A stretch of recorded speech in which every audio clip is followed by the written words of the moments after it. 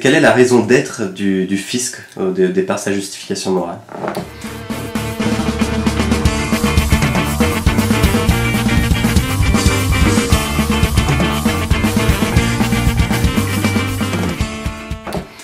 On est habitué de parler du fisc comme d'une institution structurelle qui vise à répartir la richesse et aussi à permettre à des citoyens de financer collectivement des projets qu'ils ne pourraient pas assumer seuls. C'est-à-dire que le fisc est cette institution qui gère, qui génère une cagnotte commune à laquelle contribuent des citoyens et des citoyennes pour financer des services et des institutions qui garantissent, au fond, le lien social.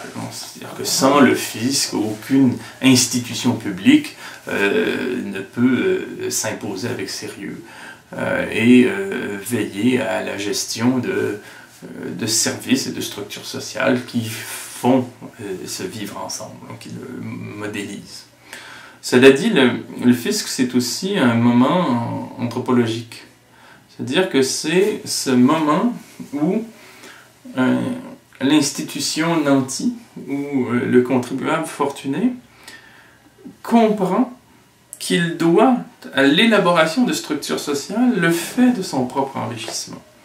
C'est-à-dire qu'un investisseur qui arrive dans une grande ville qui bénéficie d'infrastructures publiques grâce à l'impôt des contribuables, qui finance donc des institutions bien communes, cet investisseur qui arrive dans une telle ville a, dès lors qu'il débarque, à sa disposition des infrastructures publiques qui conditionnent sa possibilité même à l'enrichissement.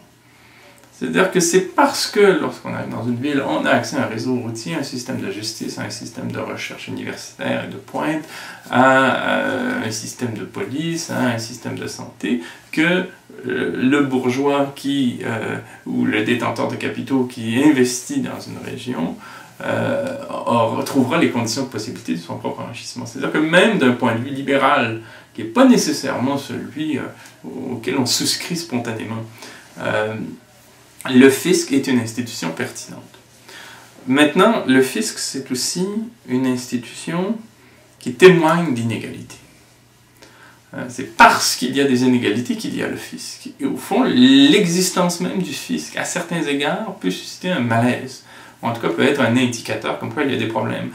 Quand il ne s'agit pas seulement de mettre en commun des fonds qui permettent la gestion de biens qui serait insensé d'essayer de financer seul. Par exemple, une salle de spectacle dans une ville ou une région, il est censé que ce soit collectivement qu'on la finance. Bon. Mais quand il s'agit strictement de rééquilibrer des enjeux de revenus, là on peut y voir un problème. Et également, en ce qui concerne les enjeux économiques, le fisc au fond, voit un certain échec. C'est-à-dire que le problème de l'impôt et de l'institution fiscale, c'est qu'elle est implicitement pour la croissance économique. Et au XXIe siècle, c'est un problème de miser sur la croissance économique pour financer les institutions de biens communs. Être pour la redistribution de la richesse par le biais de l'impôt pour financer des hôpitaux, des écoles, un système de voirie, des services culturels, des programmes sociaux, ainsi de suite, c'est nécessairement s'attendre à ce que l'industrie, à ce que le capital génère une production capitalistique et donc éventuellement financière suffisante pour permettre à l'État ou à une institution publique d'aller chercher sa part. Et de revendiquer une part. Donc, il faudra favoriser le développement industriel, le développement du capital pour financer, à la suite de rendements privés, des institutions bien communes. Et cette subordination du public au privé dans la logique même de l'impôt est une aporie. Quand un parti de gauche dit « on va imposer davantage le capital pour financer les institutions publiques », on se montre d'emblée favorable au développement du capital. Et dans une logique de décroissance qui est celle à laquelle on devra arriver, et à laquelle on arrivera de gré ou de force au XXIe siècle, là il y a un problème. Mais je pense que l'heure est venue de penser la redistribution, le partage, à partir d'indicateurs qui ne sont pas ceux de la croissance et du PIB. Et c'est un défi qui suppose une rénovation, une revisitation complète du concept de fiscalité.